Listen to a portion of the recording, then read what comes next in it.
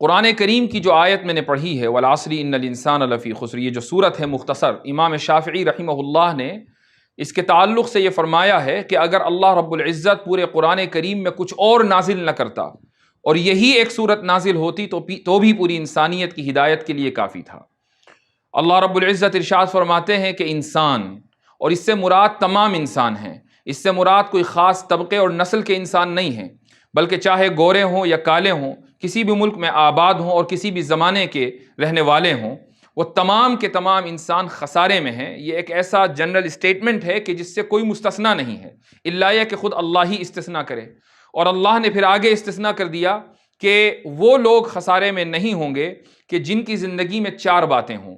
سب سے پہلی چیز تو یہ ہے کہ ان کی آئیڈیالوجی درست ہو، اور دوسری چیز یہ ہے کہ ان کا عمل اور ان کا ایکشن درست ہو، اور تیسری چیز یہ ہے کہ وہ ایک دوسرے سے حق گوئی کے ساتھ گفتگو کریں، حق کے وہ پابند ہوں، اور چوتھی چیز یہ ہے کہ جب آپ حق کے پابند ہوں گے اور حق کی آواز بلند کریں گے تو ہر حال میں آپ کے راستے میں مصائب آئیں گے، چیلنجز آئیں گے، تو اس کے بعد پھر آپ صبر کا دامن نہ چھوڑیں۔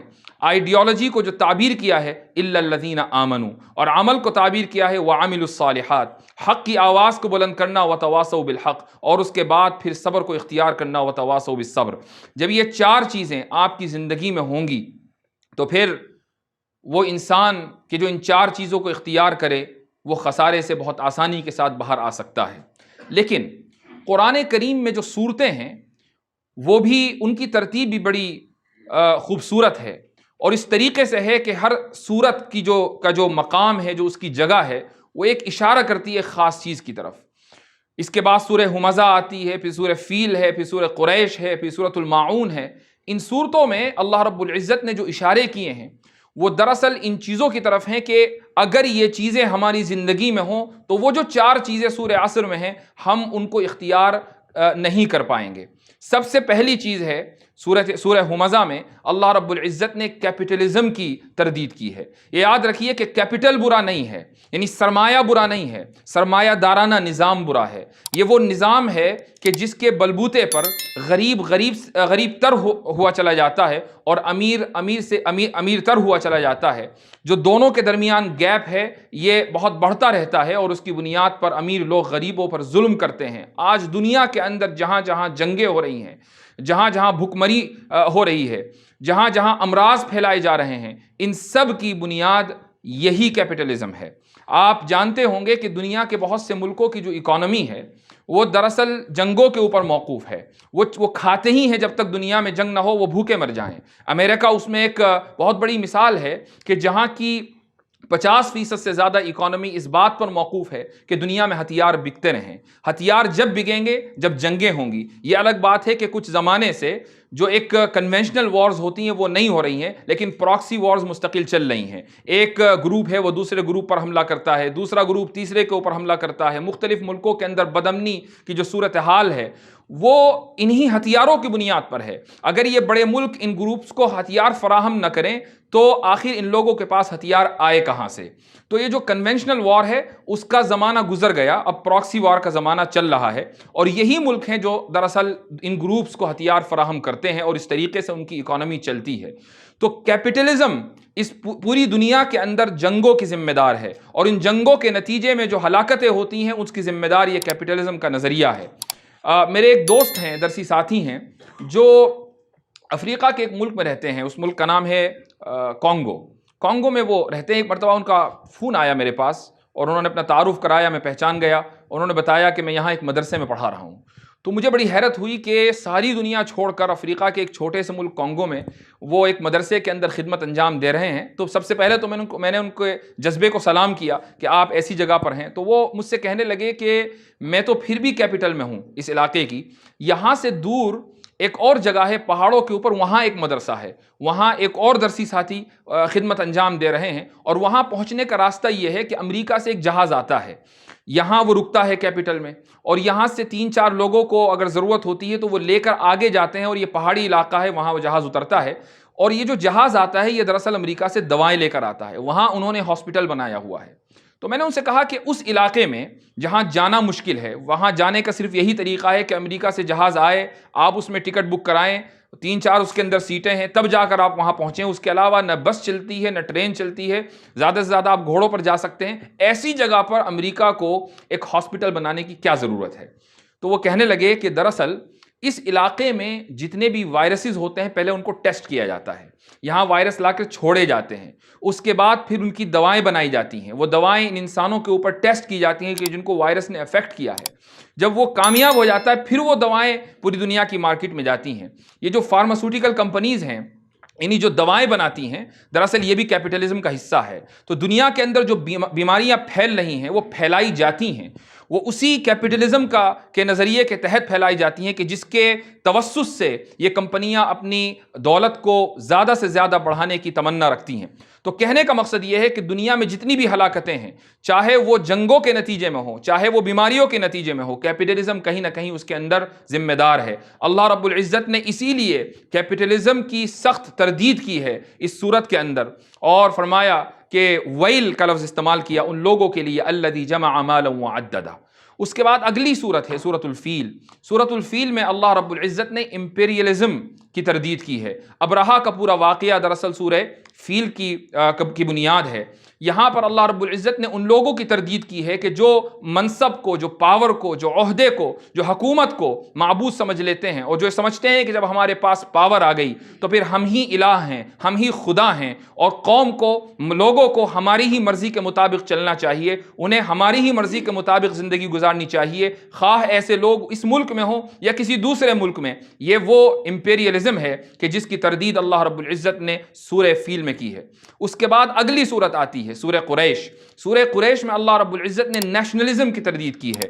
نیشن بری نہیں ہے، یعنی کسی چیز، کسی شخص کا کسی برادری سے وابستہ ہونا یا اس برادری سے منسلک ہونا برا نہیں ہے، لیکن برادری واد بری ہے، نیشنلزم برا ہے. اس نیشن کی بنیاد پر فخر کرنا برا ہے، اس کی نیشن کی بنیاد پر یا قومیت کی بنیاد پر عصبیت بری ہے. آج دنیا کے اندر جو فساد ہے، قوموں کے اندر درمیان جو جنگیں ہیں، اس کی ایک بہت بڑی وجہ یہ نیشنلزم ہے کہ ملکوں کے درمیان جنگ اس لیے ہے کہ ایک دوسری قوم سے وابستہ ایک ملک ہے اور دوسرا ملک دوسری قوم سے وابستہ ہے. ہمارے ملک کے اندر جو فسادات ہیں اس کی بہت بڑی بنیاد یہ نیشنلزم ہے. اس کے بعد جو اگلی صورت آتی ہے، غالباً اس صورت کا تعلق مجھ سے بھی ہے اور آپ سے اور ہم جیسے بہت سارے لوگوں سے ہے. اس میں اللہ رب العزت نے فیک ریلیجوسٹی، یعنی ایک نام نہاد مذہب پرستی کی اللہ رب العزت نے تردید کی ہے. اللہ نے فرمایا فویل للمصلین، یعنی ان نماز پڑھنے والوں کے لیے ہلاکت ہو. اور آگے ان کا تعارف کرایا جا رہا ہے کہ جو اپنی نماز سے غافل ہیں، وہم یراؤون ویمنعون الماعون، کہ نماز پڑھتے ہیں تو دکھلاوے کے لیے پڑھتے ہیں. ہماری جو مذہب پرستی ہے وہ دکھلاوے کے لیے ہے، ہمارے چہرے مہرے کے اوپر جو مذہب نظر آتا ہے وہ دکھلاوے کے لیے ہے. ایسے وہ تمام لوگ کہ جن کے داڑھی ہے، جن کے ٹوپی ہے، جن کے پجامے ٹخنے سے اوپر ہیں، کہ جو بظاہر مذہب پرست لگتے ہیں لیکن اخلاق سے عاری ہیں، اتفاق سے عاری ہیں، شیطان کے پجاری ہیں. وہ لوگ سمجھتے ہیں کہ ہماری دکان اس وقت تک چلے گی جب تک کہ اس قوم کے اندر اور اس ملت کے اندر اختلاف رہے. وہ اتفاق کے خلاف ہیں. ایسے تمام لوگ دراصل اللہ رب العزت کی اس آیت کا مصداق ہیں کہ الذین هم یراؤون ویمنعون الماعون. تو اس آیت سورت کے اندر اللہ نے اس بنیاد، اس یعنی فیک مذہب پرستی کی تردید فرمائی ہے. جب انسان ان 4 چیزوں سے بری ہو جائے، وہ کیپٹلزم سے الگ ہو، وہ امپیریلزم کو مسترد کر دے، وہ نیشنلزم کو مسترد کر دے، وہ اس نام نہاد مذہب پرستی کو مسترد کر دے، تو اللہ رب العزت آگے فرماتا ہے کہ انا اعطیناک الکوثر. ابن عباس رضی اللہ عنہ کا ارشاد ہے کہ الکوثر کے معنی الخیر الکثیر کے ہیں، اور الخیر الکثیر سے مراد صرف حوض کوثر نہیں ہے، بلکہ ابن عباس رضی اللہ عنہ تو اس کی تفسیر یہ بھی فرماتے ہیں کہ نبوت بھی اس میں داخل ہے، قرآن بھی اس میں داخل ہے. حتیٰ کہ شاہ ولی اللہ محدث دہلوی رحمۃ اللہ علیہ نے ایک جگہ فرمایا ہے کہ خانہ کعبہ کی تولیت بھی اس میں شامل ہے، کہ نبی کریم صلی اللہ علیہ وسلم سے یہ وعدہ کیا جا رہا ہے کہ اے محمد صلی اللہ علیہ وسلم، ہم نے آپ کو کوثر دی، یعنی آخرت میں حوض کوثر اور دنیا میں خانہ کعبہ کی تولیت. تو یہ جو اعلان ہے، یہ جو وعدہ ہے، صرف نبی کریم علیہ الصلاۃ والسلام سے نہیں ہے، بلکہ آپ صلی اللہ علیہ وسلم کے توسط سے پوری امت سے یہ وعدہ ہے کہ اگر ان صورتوں اور ان کے اندر چھپے ہوئے پیغام کے اوپر مسلمان عمل کر لیں تو پھر کوثر اس کے نصیب میں آئے گی، خانہ کعبہ کی تولیت اس کے نصیب میں آئے گی. اور خانہ کعبہ دراصل مساجد میں ام المساجد ہے، وہ ام القرآن میں واقع ہے. یہ ہو نہیں سکتا کہ ہم مسلمان ان صورتوں کے پیغام پر عمل کریں اور ہمیں مختلف کالے قانونوں کے ذریعے اپنی مساجد سے دستبردار کر دیا جائے، خانقاہوں سے نکال دیا جائے، مدارس سے علیحدہ کر دیا جائے. یہ ممکن نہیں ہے. اگر مسلمان ان صورتوں کے پیغام پر عمل کر لیں تو پھر خانہ کعبہ اور اس کے ساتھ تمام خانقاہیں، اس کے ساتھ تمام مساجد، تمام مدارس جس طریقے سے صدیوں سے ہمارے پاس ہیں، ہمارے پاس رہیں گے، کوئی طاقت، کوئی قوت مسلمانوں کو ان سے علیحدہ نہیں کر سکتی.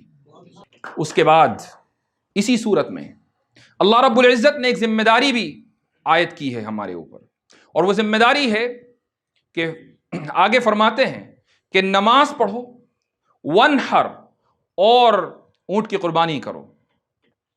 یہاں 3 الفاظ ہیں، صلی لربک وانحر. پورے قرآن کریم میں یہی ایک جگہ ہے جہاں نماز کے ساتھ اونٹ کی قربانی کا تذکرہ ہے، زکوٰۃ کا تذکرہ نہیں ہے، یا کسی اور عبادت کا تذکرہ نہیں ہے، اونٹ کی قربانی کا تذکرہ ہے. حضرت شاہ صاحب فرماتے ہیں، حضرت شاہ ولی اللہ محدث دہلوی رحمۃ اللہ علیہ، ان کا ارشاد ہے کہ نماز پڑھنے کا حکم دیا. دراصل عیسائیوں نے اپنی نماز کو ضائع کر دیا ہے، اس لیے نماز پڑھنے کا حکم دیا. یہ استعارہ ہے کہ اے مسلمانوں، تمہارے لیے ترقی کا وعدہ اسی صورت میں ہے، تمہارے لیے کوثر کا وعدہ اسی صورت میں ہے، اور یہ کوثر تمہیں ملنے کے بعد اسی وقت تک باقی رہے گی جب تک تم عیسائیوں کے طور طریقوں کے خلاف رہو. اگر تم عیسائیوں کے طور طریقوں کو اختیار کر لو گے تو اس کوثر کو تمہیں دے کر چھین لیا جائے گا. یہ تمہاری ذمہ داری ہے. اس کے بعد آگے فرمایا ونحر، اونٹ کو ذبح کرنا.